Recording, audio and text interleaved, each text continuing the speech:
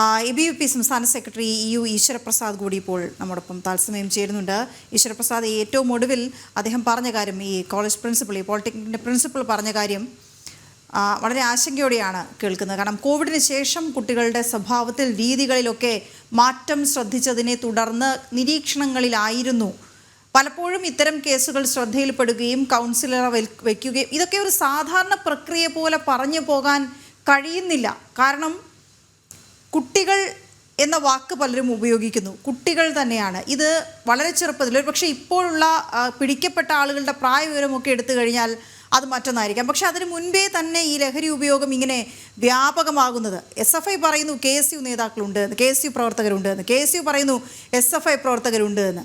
ഇതിൽ ഈ കഞ്ചാവ് ഉപയോഗിക്കുന്നതിൽ ഇങ്ങനെ വളരെ വ്യാപകമായി നടക്കുമ്പോൾ, അല്ലെങ്കിൽ പരസ്യമായി തന്നെ നടക്കുമ്പോൾ, ഈ കോളേജ് ക്യാമ്പസുകളിൽ, ഹോസ്റ്റലുകളിലൊക്കെ സംഭവിക്കുന്നത് എന്ത് എന്നുള്ളതിന് ആശങ്കയേറുകയാണ്.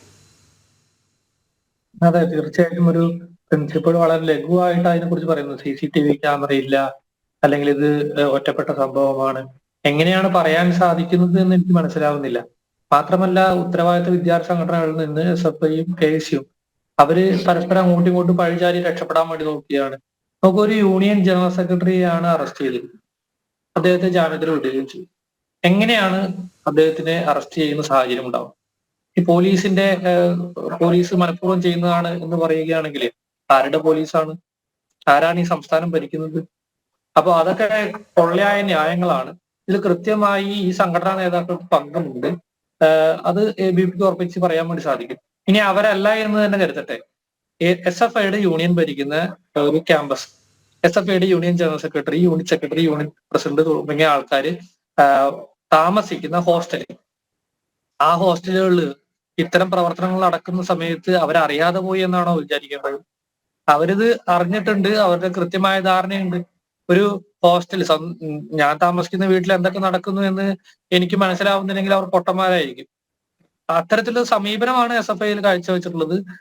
അവരുടെ യൂണിയൻ ജനറൽ സെക്രട്ടറി ഉൾപ്പെടെയുള്ള ആൾക്കാർ താമസിക്കുന്ന ഹോസ്റ്റലിൽ ഇത്തരം കാര്യങ്ങൾ നടക്കുമ്പോൾ അവർ അറിഞ്ഞില്ല, ഇതിൽ ഞങ്ങൾക്ക് പങ്കില്ല, ഞങ്ങൾ ഇതിനെ എതിർക്കുന്ന ആൾക്കാരാണെന്നൊക്കെ പറയുന്ന സമയത്ത് ഇത് കാണുന്ന ആൾക്കാർക്ക് ബുദ്ധിയുണ്ട് എന്നുള്ളത് നിലവിൽ അവർ മനസ്സിലാക്കേണ്ടതാണ്.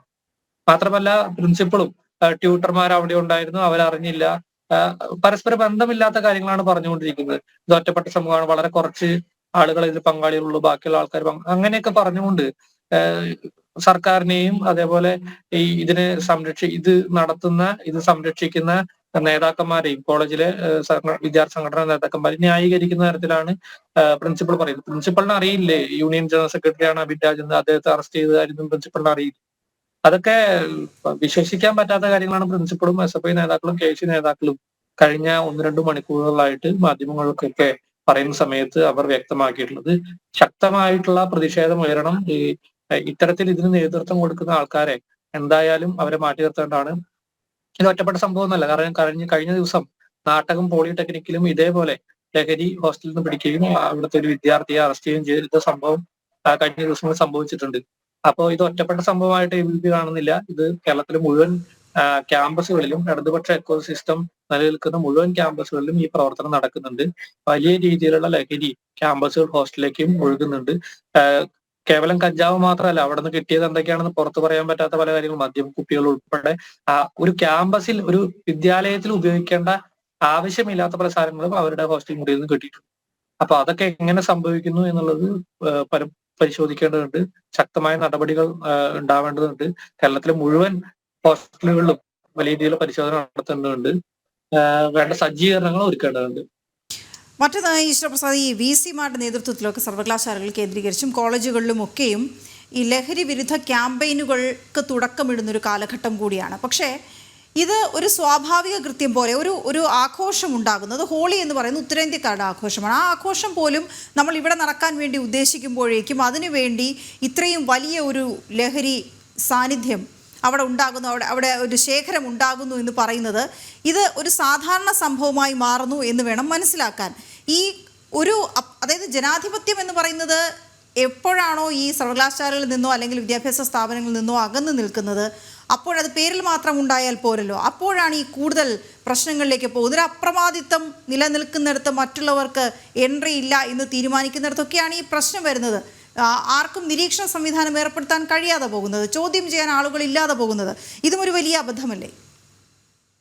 തീർച്ചയായിട്ടും ഇതിലിപ്പോ ഈ വിഷയത്തിൽ സംഭവിച്ചിരിക്കുന്നത് SFIയോ അല്ലെങ്കിൽ അവിടെ ആ ക്യാമ്പസിലെ ഹോസ്റ്റലിന് നേതൃത്വം കൊടുക്കുന്ന ആൾക്കാരെ ചോദ്യം ചെയ്യാൻ പ്രിൻസിപ്പൽ തയ്യാറല്ല.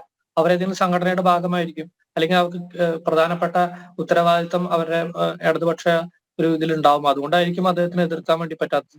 പിസിമാരുടെ യോഗത്തിനെ കുറിച്ചൊക്കെ കൂടുതൽ പോസിറ്റീവായി തോന്നുന്നു. പക്ഷെ ഒരു ലഹരി വിരുദ്ധ ക്യാമ്പയിനുകളല്ല നേതൃത്വം കൊടുക്കേണ്ടത്, ലഹരി വിരുദ്ധ നടപടികൾ ഉണ്ടാവണം എന്നുള്ളതാണ് ഈ അഭിപ്രായം. ലഹരി വിരുദ്ധ നടപടികൾ എന്ന് പറയുന്ന സമയത്ത് അതിന്റെ ഉറവിടങ്ങൾ നശിപ്പിക്കുന്നില്ല, അതിനെ ബ്രേക്ക് ചെയ്യുന്ന രീതിയിലത്തെ പ്രവർത്തനം ഉണ്ടാവണം. ലഹരി ഉപയോഗിക്കുന്ന ആളുകളെ അവരെ ക്യാമ്പസിൽ നിന്ന് മാറ്റി നിർത്തുവാൻ വേണ്ടിയിട്ടുള്ള തീരുമാനങ്ങൾ ഉണ്ടാവണം. പക്ഷെ അതൊന്നും ഉണ്ടാവുന്നില്ല, ലഘൂകരിച്ച് അതിനെ കാണുകയാണ്. കേരളത്തിൽ ഓണം വരുന്ന സമയത്ത് മദ്യം എങ്ങനെയാണ് ഒഴുകുന്നത്? അതേ സർക്കാരാണ് അത്രയും മദ്യം ഒഴുക്കാൻ വേണ്ടി തയ്യാറായിട്ടുള്ളത്. അതുപോലെ തന്നെയാണ് ഇപ്പൊ ക്യാമ്പസുകളിൽ നടക്കുന്നത്. ഒരു ആഘോഷം വരുന്ന സമയത്ത് വലിയ രീതിയിൽ ലഹരി ഒഴുകുന്നു. ഇത് തീർച്ചയായിട്ടും ഒരു സർക്കാരിന്റെ പരാജയമാണ്. കഴിഞ്ഞ 9 വർഷക്കാലമായിട്ട് എങ്ങനെയാണോ ഈ നാടിനെ ഭരിച്ചിട്ടുള്ളത് അതിന്റെ ഒരു ഉദാഹരണമാണ്, അല്ലെ അതിന്റെ ഒരു ഉൾക്കാഴ്ചയാണ് നമുക്ക് ക്യാമ്പസുകളിൽ ഇന്ന് കാണാൻ വേണ്ടി സാധിക്കുന്നത്. ഇത് കോവിഡിന് ശേഷം വിദ്യാർത്ഥികളിൽ മാറ്റമുണ്ടായി എന്നൊക്കെ മാറ്റമുണ്ടായിട്ടുണ്ടാവും, സൈക്കോളജിക്കലൊക്കെ ഒരു ജനറേഷനിലുള്ള മാറ്റം ഉണ്ടാവും. പക്ഷെ അങ്ങനെ പറഞ്ഞ് ലഘൂകരിച്ച് ഒളിച്ചോടാൻ വേണ്ടി സർക്കാരിന് ഉത്തരവാദികൾക്കോ കഴിയില്ല. ഇതിന് വേണ്ടപ്പെട്ട ഉത്തരവാദിത്തങ്ങൾ അതിന്റെ അധികാരികൾ ആ ഉത്തരവാദിത്തം ഏറ്റെടുത്തുകൊണ്ട് മുന്നോട്ട് പോയാൽ മാത്രമാണ് ലഹരി വിരുദ്ധ നടപടി ഉണ്ടാകുള്ളൂ. ലഹരി വിരുദ്ധ ക്യാമ്പയിൻ കൊണ്ട് വലിയൊരു മാറ്റം ഉണ്ടാകുമെന്ന് എനിക്ക് തോന്നുന്നില്ല. കഴിഞ്ഞ കുറെ വർഷങ്ങളായിട്ട് എക്സൈസ് ഉൾപ്പെടെയുള്ള ആളുകൾ ആ ലഹരി വിരുദ്ധ ക്യാമ്പയിൻ ചെയ്യുന്നു. പക്ഷെ ലഹരി വിരുദ്ധ നടപടികൾ കേരളത്തിലെ ക്യാമ്പസുകളിലും ഹോസ്റ്റലുകളിലും സ്കൂളുകൾ കേന്ദ്രീകരിച്ചുണ്ടാവണം, പൊതു ഇടങ്ങളിലും ഉണ്ടാവണം എന്നുള്ളതാണ് ഈ വീട്ടിലെ അഭിപ്രായം. ഒരുപക്ഷെ കൂട്ടുകാരോട് കുറച്ചുകൂടി നന്നായി പറയാൻ കഴിയും.